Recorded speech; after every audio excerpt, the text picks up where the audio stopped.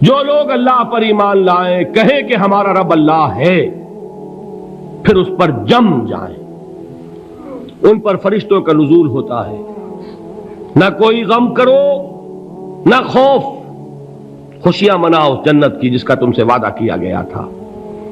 اللہ کی ربوبیت پر اطمینان جب انسان کو ہو جاتا، میرا رب اللہ ہے، ربی اللہ، انسان کے لیے نہ کوئی کھٹکا، نہ کوئی خطرہ، نہ کوئی خوف، نہ کوئی حزن۔ جو کچھ ہو رہا ہے کس کے اذن سے ہو رہا ہے؟ اللہ کے اذن سے۔ اللہ کے اذن کے بغیر پتہ تک نہیں ہلتا۔ یہ کوئی اندھا بہرا مادہ نہیں ہے جس سے مجھے کوئی خوف ہو۔ اندھا بھینسا چلا آ رہا ہو اس سے تو ڈرنے کا ہر انسان کو ڈرنا چاہیے، نہ معلوم کس کو ٹکر مار دے، لیکن نہیں، اس کائنات کو چلانے والا ایک سمیع و بصیر خدا ہے، وہ جو میرا دوست ہے، میرا ولی ہے۔ اللہ ولی الذین آمنوا یخرجہم من الظلمات الی النور۔ اللہ اہل ایمان کا ولی ہے، ساتھی ہے، پشت پناہ ہے، مددگار ہے، حمایتی ہے۔ بتائیے جسے یقین ہو جائے کہ اللہ میرا مددگار، اللہ میرا محافظ، اللہ میرا پشت پناہ، اللہ میرا حمایتی، اس کے لیے کوئی خوف ہوگا؟ اس سے کوئی ڈر ہوگا؟ میں مثال دیا کرتا ہوں ایک بہت سادہ، پنجاب کے دیہات کی۔ تو بڑا چودھری ہے اور کوئی غریب کسان ہے، اس غریب کسان کے جانوروں کو ہر وقت اندیشہ ہوگا چوری کا، کوئی میری بھینس کھول کر نہ لے جائے، کوئی میرا بیل کھول کر نہ لے جائے۔ لیکن جس کے بارے میں یہ سب کو معلوم ہو کہ وہ جو بڑا چودھری ہے وہ اس کا دوست ہے، اس کی بچیا کو کوئی خوف ہوگا؟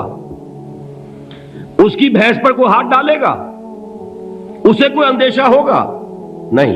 کیوں؟ کہ وہ بڑا چودھری، بڑا اس کا یہاں کا سردار، جاگیردار، سب کو معلوم ہے وہ میرا دوست ہے، کوئی میرے خلاف اقدام نہیں کر سکتا۔ اس دنیا میں یہ چھوٹی سی بات اگر آپ کے دلی اطمینان اور سکون کا باعث بن سکتی ہے تو ذرا تصور کیجئے۔ میں لفظ تصور استعمال کروں گا صرف اس لیے کہ اس کا ہم جس کو کہتے ہیں ادراک اور شعور کر نہیں سکتے، اگر کے ساتھ کر سکتے۔ اگر یقین ہو کہ اللہ میرا مددگار اور یقین ہو کہ اللہ ہر آن میرے ساتھ ہے، پھر کوئی خوف، کس کا خوف؟ کوئی شے اللہ سے بالاتر ہے؟ کوئی قوت اس سے زیادہ طاقتور ہے؟ کوئی اس کے ارادے کو بدلنے والا ہے؟ کوئی اس کی مشیت کے آڑے آنے والا ہے؟ یہی بات ہے جو حضور نے فرمائی، یہ ایمان کا حاصل ہے لب لباب، کہ دیکھو اچھی طرح اس بات کو ذہن نشین کر لو، اگر تمام انسان مل کر تمہیں کوئی نقصان پہنچانا چاہے نہیں پہنچا سکتے، مگر جو کچھ اللہ نے لکھ دیا ہو، اور تمام انسان مل کر تمہیں کوئی نفع پہنچانا چاہیں نہیں پہنچا سکتے، مگر وہ شے جو اللہ نے طے کر دی ہو۔ آپ پھر میں کہوں گا ذرا طاری کیجئے، اسے فرض کیجئے، اسے سوچئے، اگر اس حدیث پر ہمارا دل ٹھکا ہوا ہو تو کسی سے ڈر ہوگا؟ یہ مجھے نقصان نہ پہنچا دے، یہ میری رپورٹ خراب نہ کر دے، یہ میری انکریمنٹ نہ رکوا دے، یہ میرا یہ نہ بگاڑ دے، یہ میرے یہ نقصان نہ پہنچا دے۔ اس کا ڈر، اس کا ڈر، اس کا خوف، اس کی خوشامد، اس کے لیے جا کر طرح طرح سے اپنی عزت نفس کو ذلیل کروانا اس کے سامنے، یہ سب کچھ کیوں کرتا ہے انسان؟ جب سمجھتا ہے کہ اس کے ہاتھ میں میرا کوئی نفع ہے، اس کے ہاتھ میں میرے لیے کوئی ضرر ہے، یہ مجھے کوئی گزند پہنچا سکتا ہے، یہ مجھے کوئی نقصان پہنچا سکتا ہے، یہ میرا کوئی کام بنا سکتا ہے، یہ میری کوئی ضرورت پوری کر سکتا ہے، اسی کا نام شرک ہے۔ جہاں آپ نے یہ سمجھا کہ غیر اللہ کے اندر کوئی طاقت موجود ہے، وہی شرک ہے۔ بتوں سے تجھ کو امیدیں، خدا سے نو امیدی، مجھے بتا تو صحیح اور کافری کیا ہے؟ شرک تو یہ ہے۔ جس پر بھی تمہیں یہ خیال ہے، کلمہ ہے یہ کلمہ سوم، لا حول ولا قوت الا باللہ، ذرا اس پر دل کو کبھی اگر آپ تصور کریں، پھر فرض کریں، دل ٹھک جائے اس پر، کوئی طاقت نہیں۔ یہی بات تھی جو شیخ عبد القادر جیلانی رحمۃ اللہ علیہ نے اپنی وصیت میں اپنے بچے سے کہی. 11ویں دینے والے ہیں، لیکن حضرت شیخ عبد القادر جیلانی کی وصیت اور تعلیمات کو کتنے لوگ ہیں کہ جانتے ہو؟ یہ جن مقامات تک پہنچے ہیں وہ کس چیز کی بدولت پہنچے؟ انہوں نے جو پیغام دیا وہ کیا تھا؟ اے میرے بچے، جس طریقے سے قرآن مجید میں حضرت لقمان کی نصیحتیں جو ہے نقل کر دی گئی ہیں، میں یہ عرض کروں گا بالفرض اگر قرآن حضرت عبد القادر جیلانی کے بعد نازل ہوا ہوتا تو شیخ عبد القادر کی یہ نصیحتیں بھی قرآن میں درج ہوتی. اتنی اونچی نصیحتیں ہیں. اے میرے بچے، اس حقیقت کو ذہن نشین کر لے، لا فاعل فی الحقیقت ولا مؤثر الا اللہ. اس کائنات میں نہ کوئی فاعل حقیقی ہے نہ مؤثر حقیقی ہے سوائے اللہ کے. کسی شے میں کوئی تاثیر نہیں اگر اللہ نہ چاہے. آگ جلا نہیں سکتی اگر اللہ نہ چاہے. پانی ڈبو نہیں سکتا اگر اللہ نہ چاہے. زہر ہلاک نہیں کر سکتا اگر اللہ نہ چاہے. کوئی چیز فائدہ نہیں پہنچا سکتی اگر اللہ نہ چاہے. تو در در پہ کیوں سر جھکاتے ہو؟ در در پر کیوں جبیں سائی کرتے ہو؟ سب کے سامنے کیوں ہاتھ پھیلاتے ہو؟ ایک اللہ سے مانگو. ایک اللہ کے سامنے زمین پر اپنی جبین رکھو. لا فاعل فی الحقیقت ولا مؤثر الا اللہ. نظر آتا ہے ہمیں کہ پانی پیاس بجھا دیتا ہے. پیاس بجھانے کی صلاحیت پانی میں نہیں ہے، اللہ کے اذن سے. کھانا بھوک مٹا دیتا ہے. بھوک مٹانے کی صلاحیت کھانے میں نہیں ہے، اذن رب میں ہے. دیکھیے یہی یقین تھا.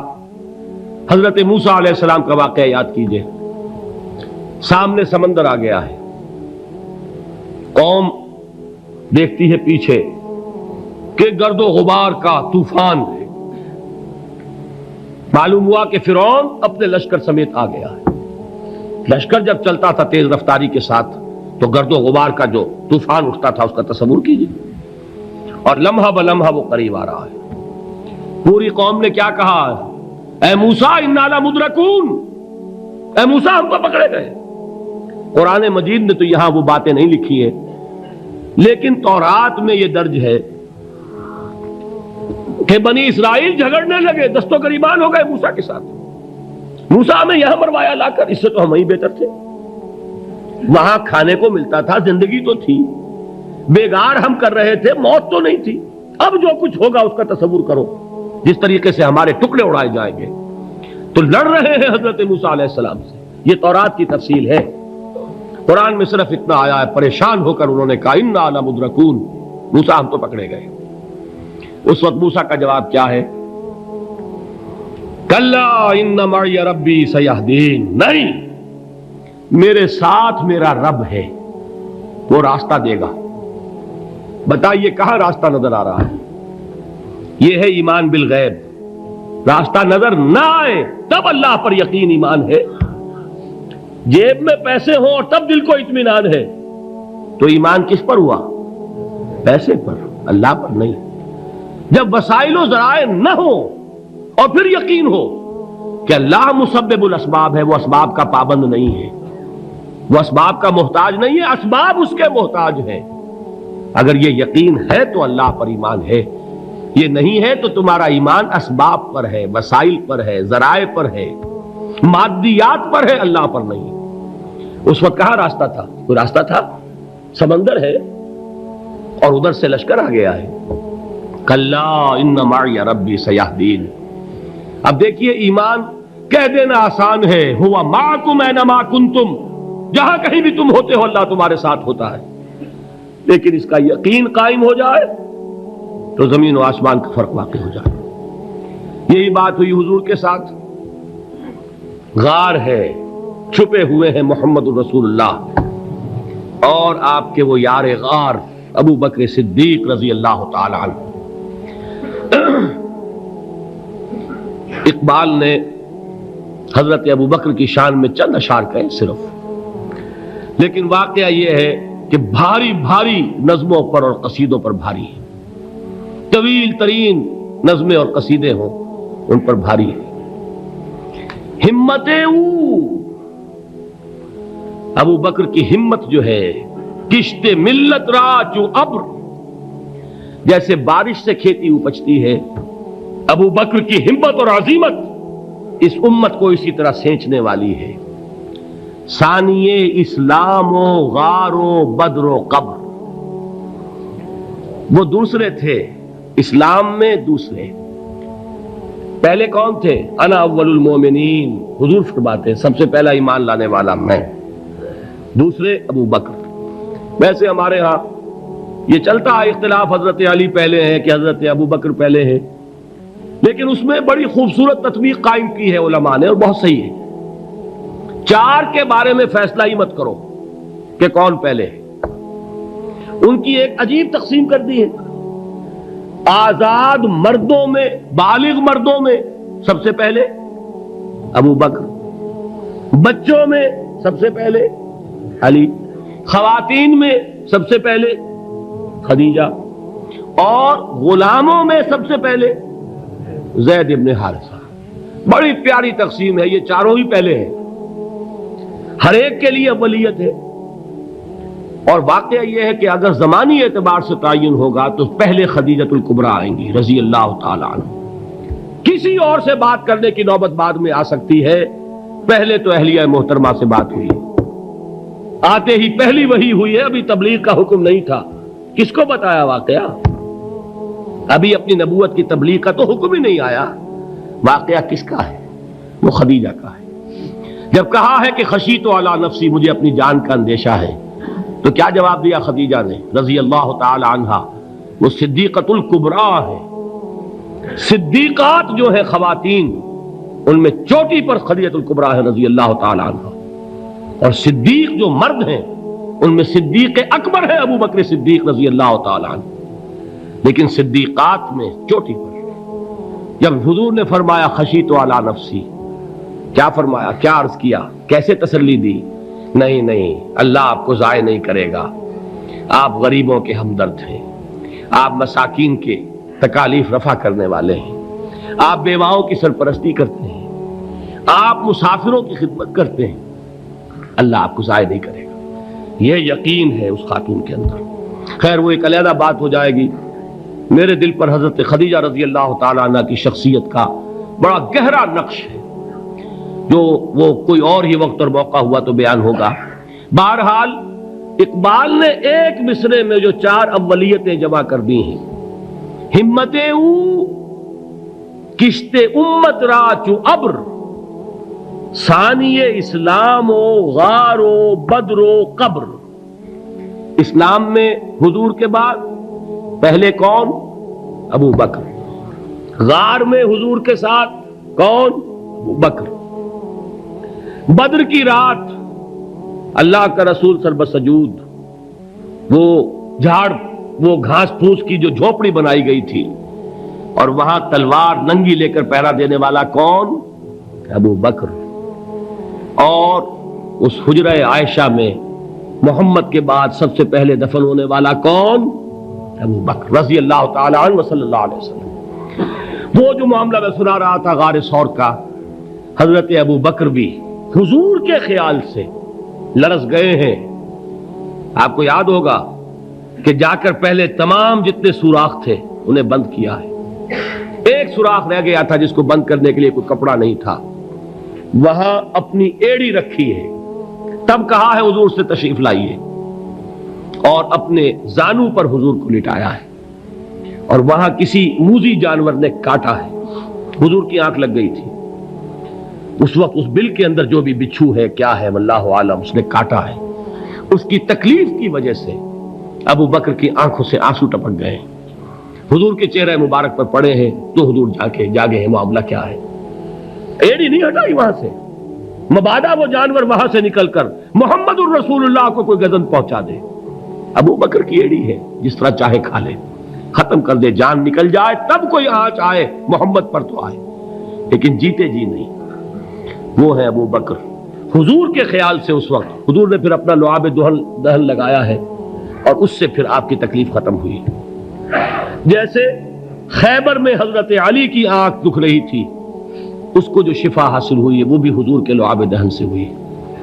تو بہرحال اس وقت انہوں نے کہا ہے کہ اے نبی یا رسول اللہ، اگر اس وقت ان میں سے کسی نے غیر ارادی طور پر بھی اپنے قدموں کی طرف جھانک لیا تو پکڑے جائیں گے۔ کیا جواب تھا اللہ کے رسول کا؟ لا تحزن ان اللہ معنا، اللہ ہمارے ساتھ ہے، کیوں گھبراتے ہو ابو بکر؟ یہ ہے ایمان باللہ، میرا مالک اللہ، میرا رازق اللہ، میرا محافظ اللہ، میرا مددگار اللہ، میرا پشت پناہ اللہ، میرا دوست اللہ۔ یہ دوستی ہے اللہ کی جو لب لباب ہے، حاصل ہے ایمان کا، اسی کا نام ولایت ہے۔ اولیاء اللہ کے سروں پر سینگ نہیں ہوتے، جس کے دل میں ایمان راسخ ہو چکا ہو وہی اللہ کا ولی ہے، جسے اللہ پر یقین ہو چکا ہے وہی اللہ کا ولی ہے، جسے یقین ہے اللہ میرے ساتھ ہے، میرا مددگار، میرا پشت پناہ، میرا ساتھی، میرا دوست، میرا محبوب، میرا محب۔ اللہ اہل ایمان سے محبت کرتا ہے۔ واللہ یحب الصادقین، ان اللہ یحب الذین یقاتلون فی سبیلہ صفا کانہم بنیان مرصوص۔ اللہ محبت کرنے والا، اہل ایمان محبوب، اور اہل ایمان محبت کرنے والے اللہ محبوب۔ والذین آمنوا اشد حبا للہ۔